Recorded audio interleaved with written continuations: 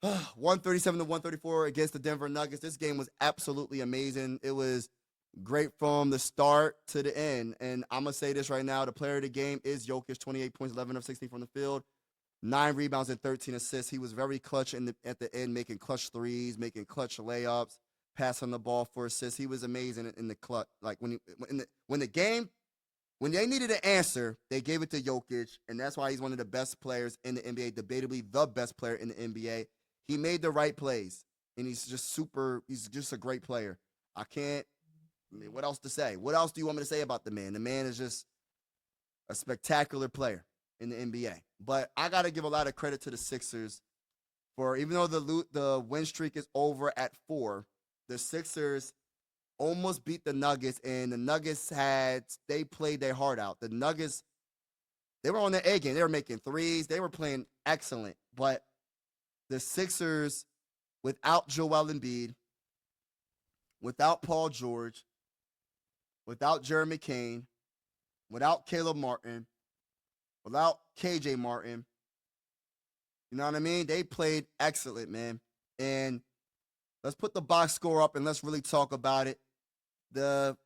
Like I said before, the 4-game losing streak is over with. It's stopped at 4 games. The 4-game win streak is over with, but they showed a lot of heart. They showed a lot of energy, and I am proud of this team. You know what I mean? And let's just start with the Sixers right now, man. Like when it comes down to it, let's talk about Tyrese Maxey. Tyrese Maxey was 6-11 from 3. Absolutely amazing from 3. He was 15 of 26. Absolutely amazing from the field. Had 42 points, 9 assists, 2 steals. You know what I mean? 2 rebounds. Did have 5 turnovers, but that's going to happen when you have the ball in your hands a lot. And we needed every bit of it when it comes to him scoring 42 points. I can't say enough about Tyrese Maxey. He's been on one for the last, I don't know how many games, but mainly these games that we won, he's been playing like an MVP caliber player. And he could definitely be a number 1 option on a championship team. You just have to have other, you have to have like another star on this team. But I got to give credit to Yabusele. I got to give credit to Kelly Oubre Jr. I got to give credit to Eric Gordon. I got to give credit to Ricky Council. I got to give credit to Justin Edwards. I got to give credit to everybody that played, but mainly Kelly, Yabi, Eric, and I did like some parts that Ricky Council did as well. And that one spin move by Justin Edwards and then gave a perfect assist for the slam dunk to Ricky Council was simply amazing. He's just, I don't know what more to say. I'm so happy that we got the opportunity to see a Justin Edwards play. You know what I mean? Because if it wasn't for the injury, I said this earlier in the live. By the way, hit that like button, hit the subscribe button if you haven't already. We're going live for almost every Sixer game. This is a Phillies channel, everything Philly besides football, but we're only going to cover the Sixers and the Phillies on this channel. So if you're feeling the vibes, make sure you hit the subscribe. But when it comes down to it, Justin Edwards, man, like and Yabi and Kelly, I don't know what else to say, man. They're talking about there's trade rumors about contending teams trading for them. Why wouldn't the Nuggets trade for them? Why wouldn't the Boston Celtics trade for them?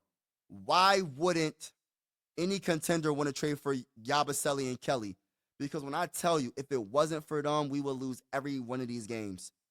If they didn't ball the way they ball and show energy and pride and a heart to win, a heart of a lion, we would not have went on that 4-game winning streak. It wouldn't have happened because those 2 players were diving on the floor. Those 2 players are hitting clutch threes. They're getting rebounds. They're getting assists. They're getting steals. They're getting blocks. They're just doing all the little things to win a game. And for Yabusele to play center and give Jokic a run for his money for most of the game. Yabusele was playing center, y'all. And he made Jokic, Jokic was still doing his thing. Don't get it twisted. But he held his own because he was doing his thing as well. So it almost kind of canceled out a little bit. Yabusele's numbers versus Jokic's numbers. It's like kind of canceled out. If you look at the numbers, 28.7 rebounds, 2 assists and 3 steals for Yabusele. the thing about Jokic is his rebounding is so freaking amazing, but his passing is great as well. 28 points. Yabusele had 28 points. The thing about Jokic is he had 13 assists, 9 rebounds. You know what I mean? 2 steals. But he had 6 turnovers. You feel me? Yabusele, how many turnovers? He had 1 turnover. So they played. I'm not saying that Yabi played better than Jokic because Jokic definitely was clutch at the end and won the game for the Nuggets. But you could kind of say they almost kind of canceled out a little bit. And then it's just like they just had a better overall team to get the job done. But this game could have went either way. And shout out to Nick Nurse and his coaching. I don't know what he's been doing when it comes to getting these players to play harder and with more energy and more fire to play and to want to win. But whatever he did, he got to keep continuing. He got to keep doing it. And when PG finally gets back, if he gets back, and when Joel Embiid finally gets back, if he gets back, they have to play like this. Because if they play with an edge and they play with this type of energy like this team's been balling like these last 5 games, we're going to be very hard to beat in the playoffs. This is a playoff team. What I have seen in these last 5 games is a playoff team. We went against the Cavs. We beat the Cavs. We went against the Lakers. We beat the Lakers.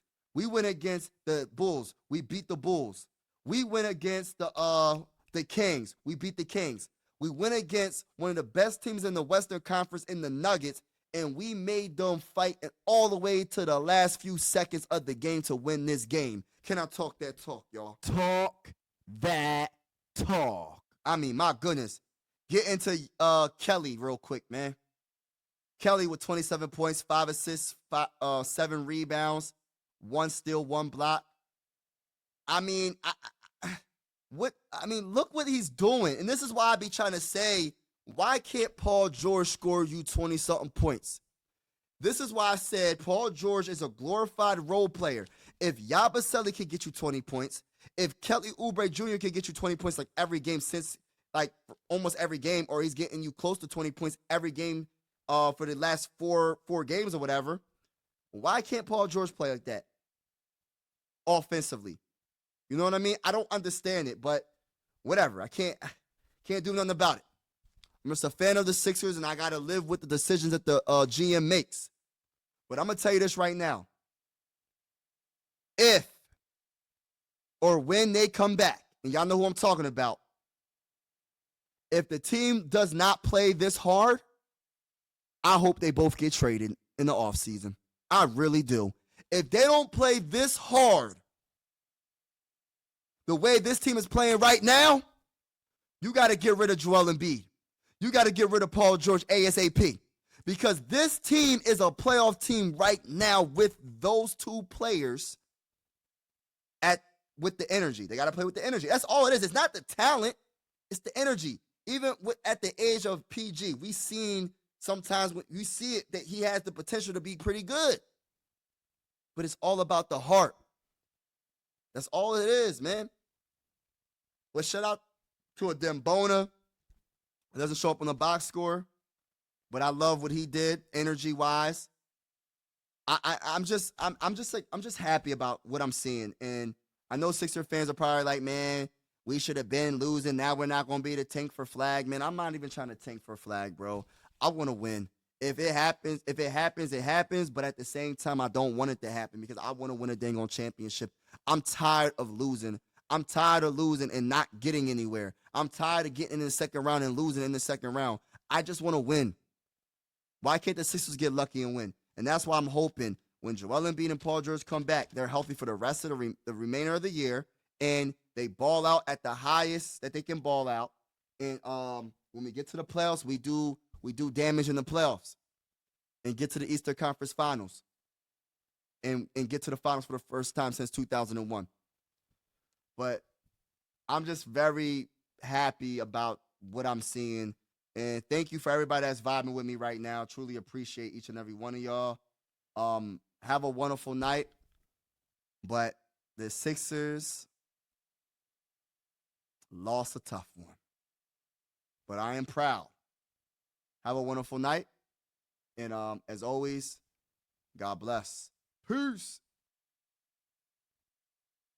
Mike Sports Vibes, thank you for vibing with me. Yeah. Mike Sports Vibes, thank you for vibing with me. I'ma talk that talk about the Sixers and the Vikings. I'ma talk that talk about the Sixers and the Vikings. Let's go. I really do this. I'm a hybrid fan. I'm a stand-up man. Yeah. They be hating on the squads, but they really a fan. I'ma talk that talk about the Sixers and the Vikings. I'ma talk that talk about the Sixers and the Vikings. Let's go.